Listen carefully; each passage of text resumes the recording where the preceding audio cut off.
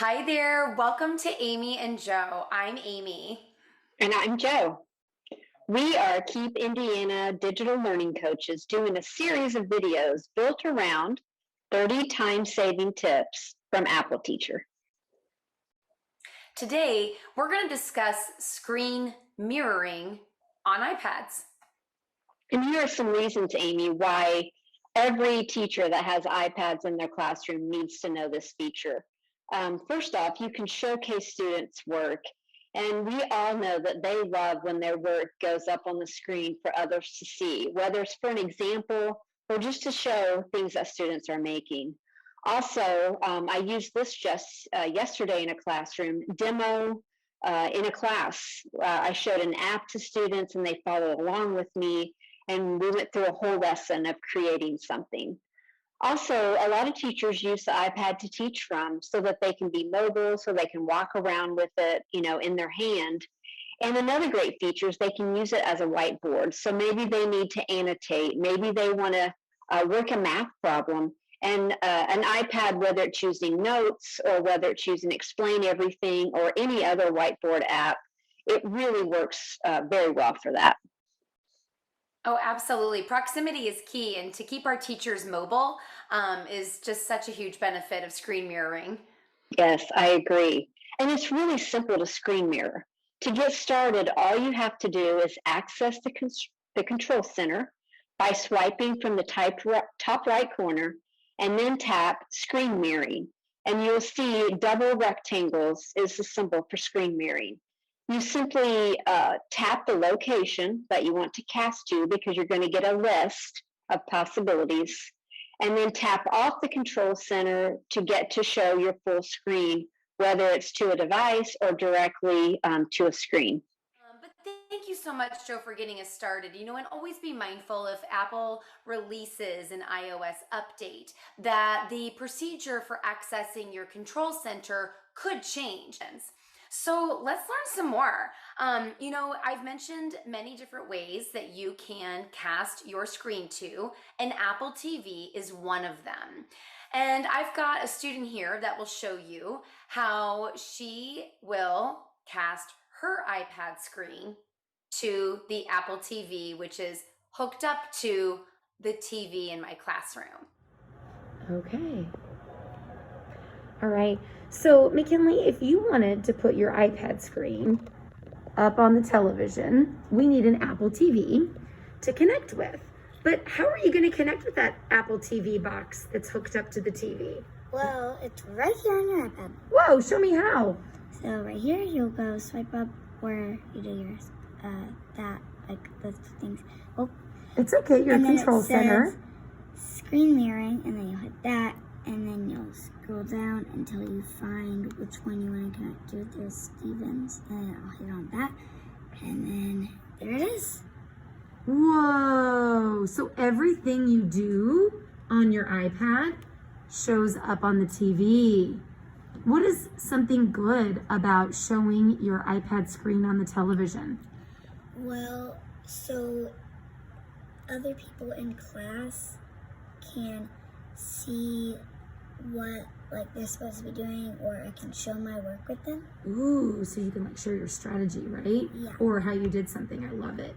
Nice job. Okay, so when you're all done, how do you stop mirroring your screen? So you'll go back to your control center, and then here it says stop mirroring down here, and then you'll hit that, and then it's off. Nice job. I love it. Isn't it so fun when students can show us what they know and they're the expert? Sure is.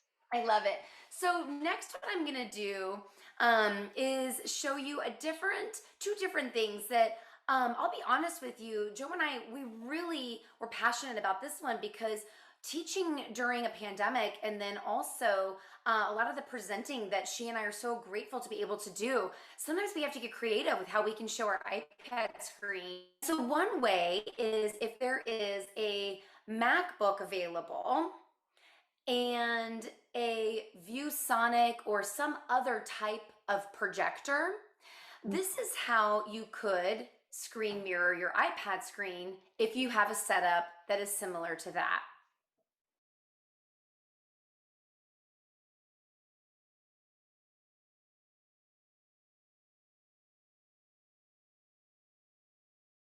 So this next one is one that I personally got to use when I was able to work with Keep Indiana Learning. I had a problem. I needed to show my screen and I was on a new setup. And so I found that if I hold up my iPad and plug it into my computer, and I know the green screen here is maybe taking that away, what I can do is I can start or launch QuickTime. And QuickTime is a very familiar application that many Mac devices are, they come with that standard as a Right. standard built in. So let me go ahead and show you quickly how that's done. So first what I'll do is plug in the iPad to my MacBook or to my iMac. Next, I'm going to show you by sharing my screen here. Next, I'm going to launch QuickTime. And when I launch QuickTime, that gives me the opportunity to go to File and do a new movie recording. On this screen, I'm just going to hit Cancel, then go up to File and New Movie Recording. Hello! Oh my goodness. Now here, I've got a way to toggle where I am actually sharing my screen. And so I'm going to use the iPad screen as the camera. Then I can also toggle the mic if needed. This is an awesome way of being able to share what's on your screen and then maybe present, allow the teacher to do, a photo markup and so forth. Well, another thing that I absolutely adore, and keep in mind I'm in the elementary, is a lot of times in the elementary you will find students that are they're working with tangible items. So like maybe some base 10 blocks or maybe some shape blocks or maybe in my classroom like some pipe cleaners or other makerspace materials. And you really want to show what's going on. Well, you can use your iPad, then tap on the camera and show that. And I'm going to show you a little video of what that looks like live in action.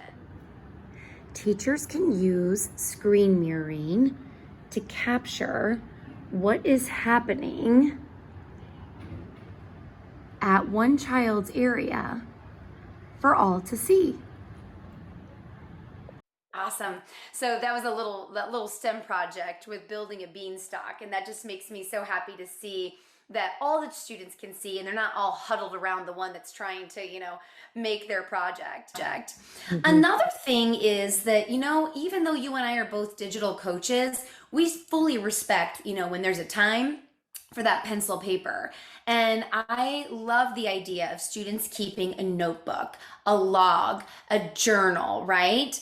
And so a lot of times I'll come over and I'll use the camera again and I'll hover my iPad over the student journal. I'll snap a photo of that journal and put it up onto the display, regardless if it's a projector or TV. Here is an example of live in action working with student journals and screen mirroring. Teachers can use the camera using screen mirroring with paper pencil work. As students are working with a paper pencil, teachers can take a picture. Awesome. And then go to their photos. Would you tap on photos? Nice job. And when they do that, now the photo is a still image on the TV or the projector screen. Then that teacher can use their markup tools